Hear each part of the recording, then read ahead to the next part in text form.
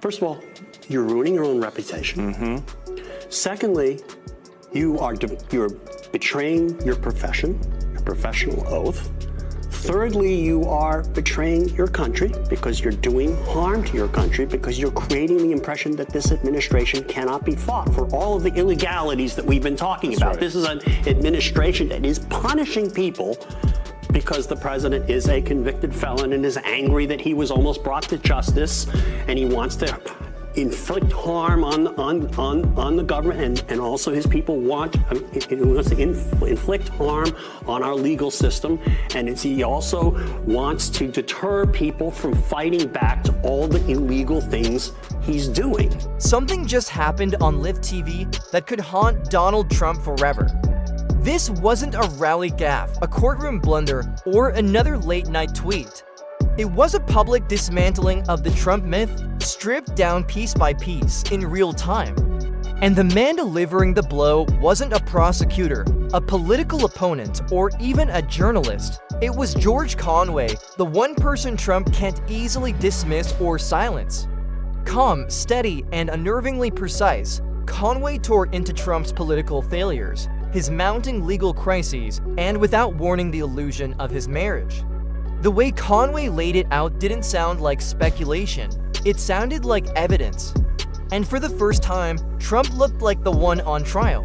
And when you capitulate to him, you are encouraging them to send more people to El Salvador, including potentially American citizens, because they want to create a system where everybody's too afraid to provide legal services to fight against the illegality. And one more thing here is, they're doing this because of money.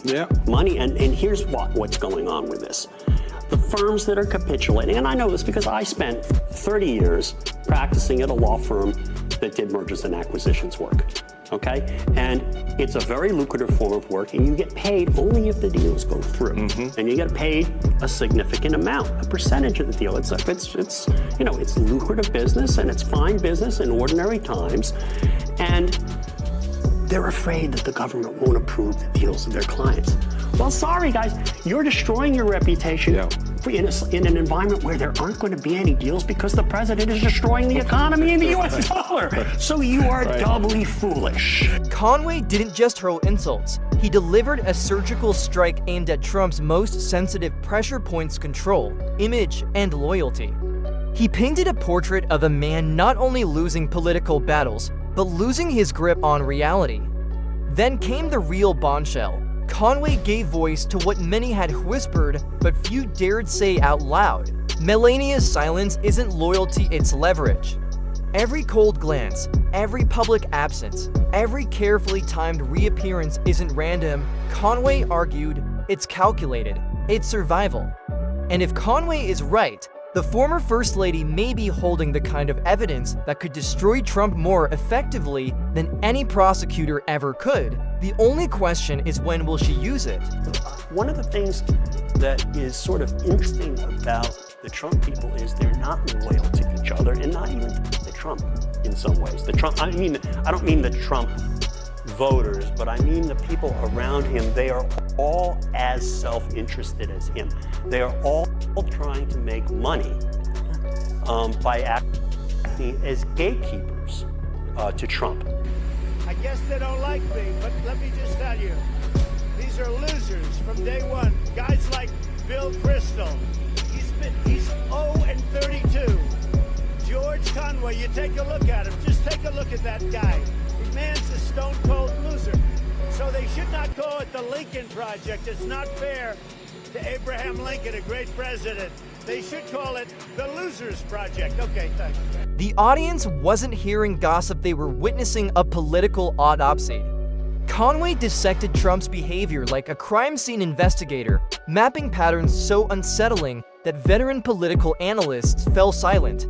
He described how Melania has perfected the art of proximity without entanglement, close enough to see everything, distant enough to survive the blast radius. Conway claims she's been quietly documenting every implosion, personal, legal, political, not for Trump's protection, but for her own. Her disappearances during scandals, her silence in moments of crisis. the calculated coldness in her public posture. Conway argued each was a deliberate move in a long game. And if that story ever comes out, it could shatter the Trump empire more completely than any courtroom verdict. Donald Trump has never, ever been right in the head. The late, great Hannibal Lecter.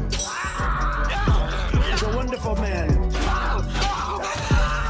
An enormous, really an enormous. We got up. And then they announced there was no buys, no. And this president doesn't have good faith disagreement and these orders. He does not care. He is a lawless criminal. And we have basically a criminal regime. And if you believe that they are going to are going to abide by court orders, they're not going to do it. They're already probably trying to slide around the court orders. But Conway didn't stop at dissecting the marriage. He drew a direct line between Trump's chaotic leadership and his personal life, arguing they run on the same fuel transactional loyalty.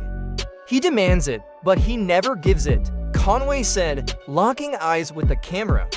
He reminded viewers how fast Trump discards allies once they're no longer useful and suggested Melania may have learned that lesson better than anyone.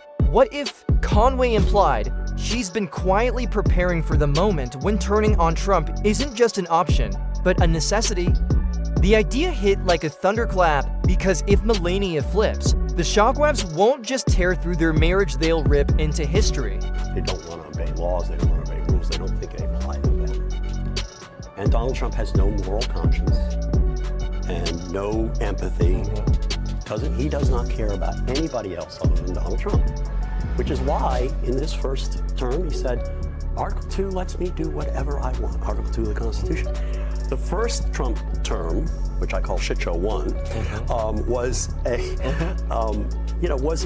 an assault on the rule of law, but it was only like it was like cancer. It was like a stage 1, maybe stage 2. We got to stage 2 right around January 6th, and he was a threat to the rule of law. And then he went into remission. Then came the moment that made even the Ancas lean in. Conway hinted without outright saying that Melania may already be planning her escape, not emotionally, but politically. She's been in the room for the ugliest moments, the tirades, the whispered threats, the calls no one was supposed to hear. She knows exactly where the skeletons are buried because she was there when they were shoved into the closet. And if she's keeping records, and Conway made sure viewers thought about that, Trump's real battle isn't just with prosecutors or the press. It's with the one person who could destroy him with a single interview. That's why, Conway implied, Trump fears her silence even more than her words. Stage 3 is basically where we are ignoring laws and running roughshod over laws. I mean, they're basically refusing to spend money appropriated by Congress, which is against the law. The law requires the president to spend money. The president can't not spend the money that's been allocated for particular subjects. And you've got this guy who's not been appointed lawfully under the Constitution. Let's talk about that. Musk. Yep. And so that's stage 3. Stage 4 is going to be, well, these courts are telling me not to obey orders. Why should I? I don't want to obey the law, so why am I obeying the courts? And stage 4 is metastasis. Stage 4 is when democracy can die, and the rule of law can die, and constitutionalism can die. And we unless something happens radically, I can't see how we don't get to stage 4, because the logical path that they are taking, which is that the law doesn't apply to us, and nobody can enforce the law against us. Conway didn't just talk about fear, he made viewers feel it. He painted Trump as a man who feeds on control, but falls apart when it slips away. And right now, Conway said it's slipping everywhere. His party is splintering, lawsuits are stacking up, and his image is in freefall, but the most dangerous fracture isn't in. Politics sits at home. Melania has witnessed everything: the threats, the bribes, the meltdowns. If that ever left Trump Tower, it wouldn't just end a marriage, it could take down the movement that idolizes him. The camera lingered on Conway, letting the thought burn slow and deep. You don't want to diagnose him, but I think if you look at the diagnostic criteria or narcissistic personality disorder, and antisocial personality disorder. He fits every single one of them. It's like the criteria were made to describe him. And I think what we saw with this tweet yesterday is that last final collapse of Donald Trump's mental state. I mean, you think about it, those were like 50, 60, 70,000 people in the aggregate in five rallies in different states. That's loopier than saying that the moon landings were staged, because there were tens of thousands of people were there. To think that is crazy, and to try to sell it to people is just as crazy. He's done. His brain is fried. With sharp precision, Conway turned to Trump's mental state, a topic most avoid. He didn't hold back, calling him unstable, erratic, and dangerous, comparing recent remarks to the ramblings of someone detached from reality. Conway suggested Melania knows this better than anyone, keeping her distance not out of loyalty, but to protect herself and prepare for what's coming. He argued Trump's decline isn't gossip, it's a public safety issue. If Melania ever spoke openly, the nation would see a side of Trump no spin could hide. Conway then stripped away the strongman image, revealing a man propped up by those shielding him from the truth, and Melania, he said, maybe his biggest shield, not from love, but self-interest. Every smile is a mask, every absence deliberate. She's not standing by him, Conway said. She's standing by herself. It was a devastating picture of a man politically alone and personally abandoned, trapped in a glass fortress that could shatter at any moment. After Donald Trump won in 2016, your name was floated as someone who might work in his administration. You turned that down, and I was offered the job of head of the Civil Division of the Department of Justice. And I filled out all the forms. They ran my background check, and I was interviewing people who were going to work underneath me. I was sort of far along there, and then I just started having this queasy feeling like I don't really want to work in this administration, because what I saw was a shit show and a dumpster fire. And I just got to the point where I just couldn't do it, and so I didn't. And I was one of the best decisions I'd ever made. Okay, I admit I was wrong to support Donald Trump in 2016. I was horribly wrong. It was a horrible exercise in judgment. I knew better. I should have known better. By now, social media was on fire. Was Melania quietly gathering evidence? Could she be the secret witness no one anticipated? Conway never confirmed it. He didn't have to. The suggestion alone sent Trump's allies scrambling. That was the brilliance of his attack. It wasn't just about what he said, but what he left hanging in the air. Every pause, every faint smirk invited the audience to imagine the worst. He's not afraid of prosecutors, Conway said. He's afraid of her. The line landed like a thunderclap. Because if Trump's greatest fear is Melania, then his greatest vulnerability is already living under his roof. Terry Schreckman wants to know from you, George, do you expect Trump to target you and other staff of the Lincoln Project? And if so, do you have a defense plan? I don't have a defense plan other than whatever he pulls up is going to be meritless. My finances are simple. It won't, I don't fear him. And I think one of the things that that people don't quite understand about Trump, but they really should, is the fact that he's a bully and he wants to pick on people who won't fight back. Conway ended with a warning that felt less like commentary and more like prophecy. Trump's end, he said, wouldn't come from a courtroom verdict or an election loss. It would come from a betrayal he never saw coming. And when it did, it wouldn't just take his power. It would take his identity. The strongman act only works when people believe it, Conway said. And once the people closest to him stop believing, the whole thing collapses. The silence afterward wasn't just in the studio, it rippled across the country. Because if Conway is right, the deadliest threat to Donald Trump is already standing beside him, smiling for the camera. He's a sociopath, and one of the things about sociopath is that they don't plan, they don't think, they just emote, and they're impulsive, and they act on their whims and impulses, and the last person who talked to them. And that's why you have, and then also they have the power, they love the power, the feeling of power that they get when they say, I'm turning this on, I'm turning this off, I'm turning the lights out, I'm turning the lights on, I'm raising tariffs, I'm lowering tariffs, I'm telling everybody in Tehran, 10 million people to evacuate. I'm telling them they're safe for now. Okay?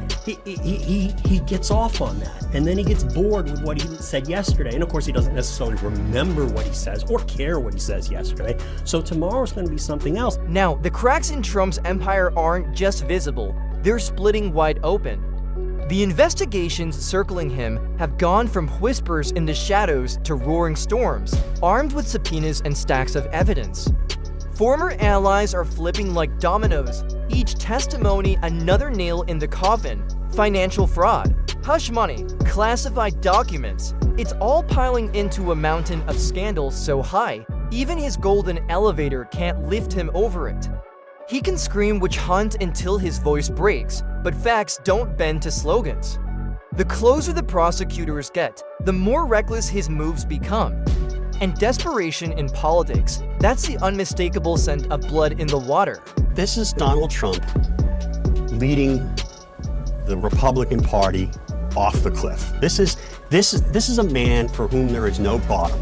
And Republicans are just afraid to call him out. He's saying we're in the middle of this war where Putin, who can't be trusted for a moment, who murders political opponents, who slaughters women and children, and Donald Trump is focused on what? Himself? Because he wants to get revenge for losing the 2020 election. He says, okay, let's see their dirt on Hunter Biden. I wonder someday that maybe we won't have a president in Russia who actually acts in the best interest of the Russian people and behaves himself before the world. Maybe President Navalny. I mean, pray to God that somehow that could happen. And maybe we'll see the files on Donald Trump. I think those would be interesting. Trump's once loyal army is shrinking fast. Donors who once lined up to kiss the ring are quietly backing away, afraid their own reputations will go up in flames. Strategists whisper he's uncontrollable, to toxic, a guaranteed loss. Even Fox News, his propaganda pipeline, is cutting away from his speeches when they spiral into incoherent rants. He's losing the very megaphones that made him a political force. Without that echo chamber constantly feeding his base, his grip on loyalty is slipping. For the first time in years, the image of an untouchable strongman is fading. What's left behind? Just a man terrified of losing it all.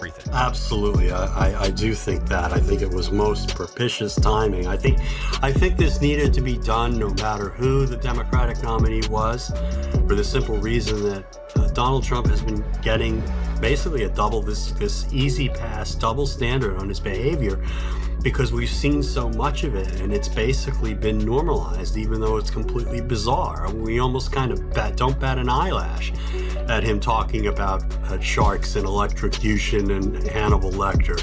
I mean, he's been doing crazy stuff like that for years. So he has this weird advantage, and that's part of the advantage. The other part of the advantage is that people are afraid to talk about mental health issues of any sort, lest they give offense or they don't want to stigmatize people. But I mean, this is just so different. I mean, this is the man, the question of the mental stability of somebody who would have control of the second largest nuclear arsenal on the planet. I mean, this is you just can't look at it the same way. Behind the scenes, Republicans face a dreaded choice: stay chained to a sinking ship or cut him loose and risk his wrath. Either way, it's political suicide. The midterms were a warning shot candidates tied to Trump flopped, and the GOP's red wave fizzled into a trickle. Strategists see the writing on the wall. As long as Trump dominates the conversation, true independence is impossible. But breaking from him risks splitting the party in two. It's a political hostage crisis, and Trump holds the detonator ready to blow it all apart if it means saving himself.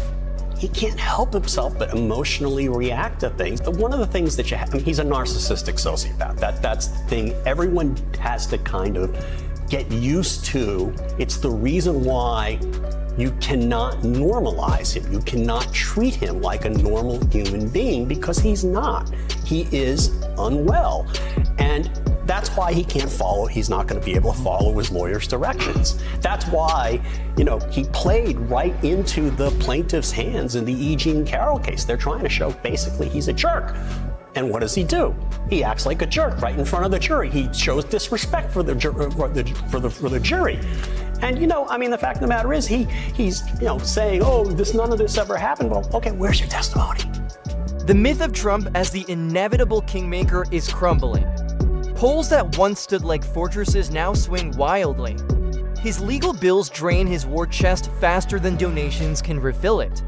The chaos that once fired up his base now exhausts them.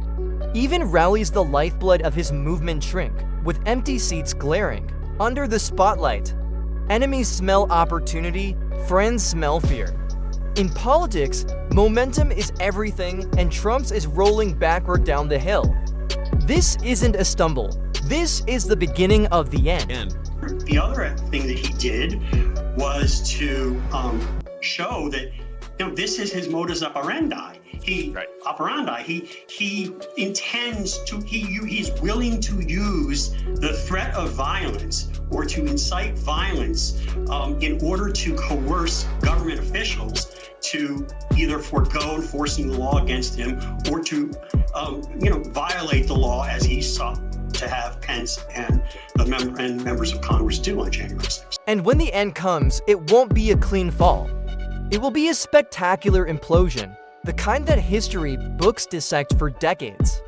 The man who once branded himself as America's savior will leave as its cautionary tale, a case study in how lies, arrogance, and unchecked power inevitably collapse under their own weight. The courts will have their say, the voters will have theirs. And when the dust settles, Donald Trump will stand not as the symbol of a movement, but as the wreckage of one. This isn't just politics, this is accountability. And for Trump, accountability is the one enemy he can't outrun.